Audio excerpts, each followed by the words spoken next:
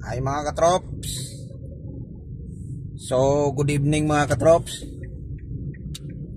Grabe mga katrops, traffic mga katrops ha. Ay rush hour talaga mga katrops. Padaanin mo kami. So nasa area tayo ng Kalayaan mga katrops. So ang gagawin natin ito mga katrops, kasi ano talaga tong waste talaga mga katrops, kumbaga wasting time talaga.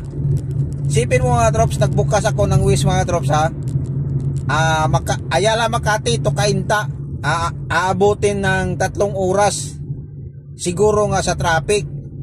So i-share ko lang saglit ng mga katrops ha. Galing ako ng Ayala mga katrops, tapos pa Cainta. Ang ginawa ng waste mga katrops, kasi tiningnan ko noong una, tiningnan ko mga 1 oras at saka 20 minutes. Ngayon pinadaan niya ako ng Idsa Ayala, tapos pumasok ako dyan sa may Orense, sa may MMDA. Akala ko mga katrops dito sa may Mag-GP Rizal, sa may Guadalupe. Pinaikot lang mga katrops, dito ako bagsak sa may Kalayaan.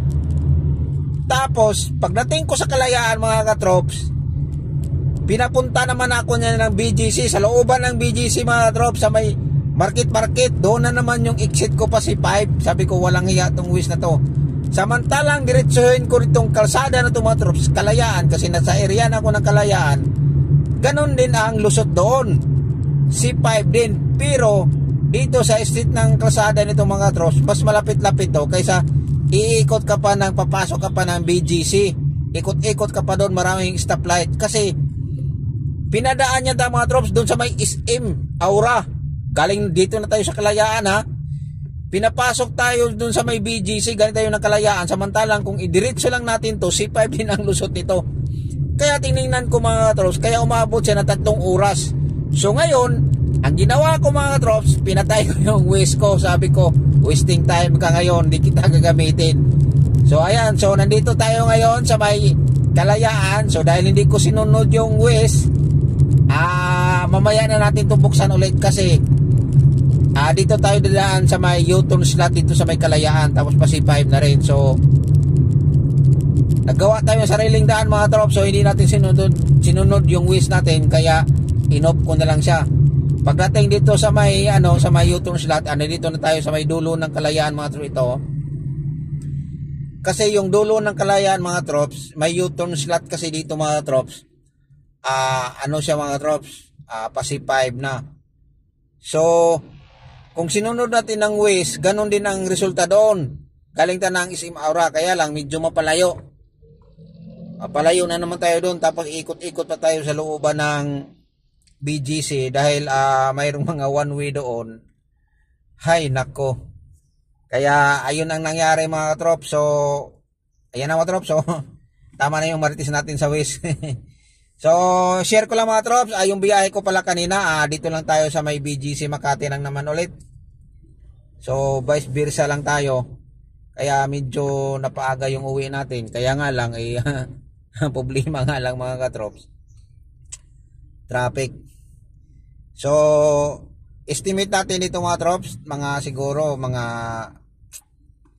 1 oras 20 minutes siguro mga trops. So hindi na tayo aabot ng 3 oras. Grabe naman yung 3 oras kung susundin ko pa yung mga trops na mayroon naman tayong mga daan na alam, hindi lang yung umasa lang tayo sa waste. Kaya ayun, so di ko na siya sinunod. Kaya ito mga trops, dito mga trops medyo matraffic talaga dito dahil palit yung kalsada dito, tapos nang dahil to sa U-turn slot, at saka yung iba papunta din ng Alabang, yung hindi sila mag-U-turn. Kaya ayan, so nagsiksikan dito banda mga trops. Kaya yun ang nangyari. So sana makalusot tayo agad para makaakyat tayo dito sa U-turn slot. Kasi dito mga katrops, may U-turn slot kasi dito mga trops. Ayan mga trops So aakyat tayo dito mga katrops. So ang kailangan dito mga katrops, konting ingat lang, dahil alam mo na mahirap na pag magkasagian mga katrops, kasi abala tayo mga katrops. Yung iba pa naman pag makatsimpo ka ng medyo may mga mataas na pride mga katrops ba, ayaw magpatalo kahit kasalanan nila, gusto talaga nilang sila ang tama. Kaya iwasan na natin yan. Dapat tayo na lang ang tayo na lang ang umiiwas sa kanila. So pagbigyan na lang natin para wala nang so sa kasi mga ganos, yung mga sagi-sagi like si mga trops, hindi mo naman talaga yun maiwasan. Yun nga talaga. So mas maganda na naman talaga nang mag-ingat ka rin. Tsaka magbigay ka na rin sa kung gusto nilang umauna, paunahin mo na. Huwag mo nang sabayan, huwag mo na silang siksikin kasi mahirap na. Kasi katulad kanina mga trops, may nagkasagian doon mga trops sa may bandang Sinlox. Galing tayo ng Uptown Mall, papunta tayo ng Makati. So dito ako dumaan sa may Sinlox, kaya ayun. So nagkasagian sila mga katrops. Di ko na lang nabidyohan mga katrops dahil nag-drive nga din ako. Nadaanan ko lang kanina. Tapos hindi na rin ako nag-video. Ang nangyari yun mga trops, parang hindi pinagbigyan yung high-is. Kasi yung kotse mga trops padiretso, tapos yung high-is lilipat siya ng isang lane. So ayun, so ang tumama talaga doon yung yung kotse, pero hindi naman talaga yung nangyari. So nadaanan lang natin. So kumbaga mo haka-haka lang kung sino may kasalanan. Kaya ayun, so siguro nakapasok na yung doon, yung high-is. Kasi kung siya pa yung binangga, parang yung pagkatama mga katrops kumbaga parang sabay sila. Ayan yung nangyari. Kasi dulo sila ng dulo ng uso, yun yung tumama ito yan mga katrops. Ito yung sinasabi ko sa inyo ng U-turn slot. So dito mga katrops, kailangan dito mga katrops na dubling ingat mga katrops. Dahil ito naman mag U-turn slot, may mga motor na naman ng lusot lang ng lusot. Kaya yun ang nangyari nito. Ay, bilis ng oras. Grabe. Okay. Buksan natin to mga katrops. Buksan natin yung Waze mga katrops. Ayan na ang traffic. Grabe, pulang-pula. Pulang-pula yung puwit. Napasabak na naman tayo nito sa traffic. Matinding traffic. Grabe. Bahala ko sana kanina mga trops, doon tayo dadaan sa sa may Pasig. So nakita ko sa Kalayaan maluwag. At saka sa magpasig tayo mga katrops, ang dami na naman pasikot-sikot doon. Dito kasi mga trops, diretsuhan lang to mga katrops Ayay.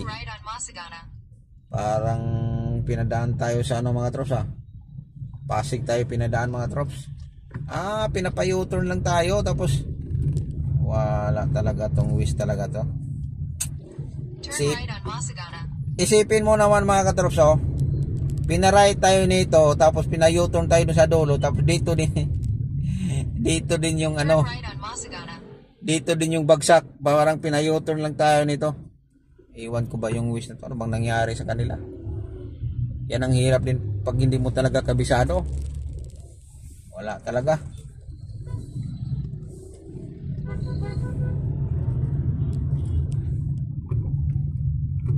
Ayan mga trops. So thank you for watching mga trops. Abangan natin yung next nating adventure bukas.